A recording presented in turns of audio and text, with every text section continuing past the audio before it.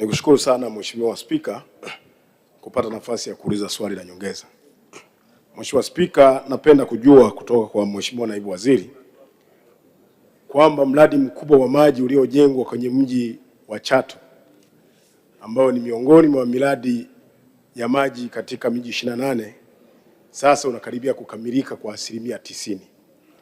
Lakini mpaka sasa hatujaona kwamba vile vijiji ambapo mradi mkubwa unapita, vijiji 23 ambavyo vinatoka katika kata za Bukome, kata ya Iliamchele, kata ya Katende na kata ya Muungano, kwamba mpaka sasa hatua ya upelekaji maji katika maeneo yale katika vijiji vile haijaanza. Kauli ya serikali ni nini juu ya hili? Waziri. Mheshimiwa Spika, napenda kujibu swali dogo la nyongeza la Mheshimiwa Magembe, mbunge wa Chato Kaskazini kama ifuatavyo. Mheshimiwa Spika, ni kweli kabisa serikali inaendelea kutekeleza mradi wa miji 28 katika mji wa Chato na kweli uko katika hatua nzuri kabisa, lakini sera yetu ya maji ni kuhakikisha kwamba moja, pale ambapo chanzo cha maji kinatoka, wananchi wa eneo hilo wanakuwa wanufaika namba moja. Hilo la kwanza.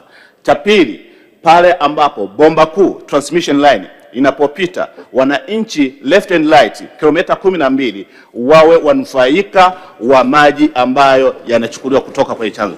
Namba tatu, kule sasa kuliko kusudiwa kupeleka maji ndipo sasa watakuwa walengwa namba 3. Mheshimiwa Spika, hili tutaendelea kulisimamia.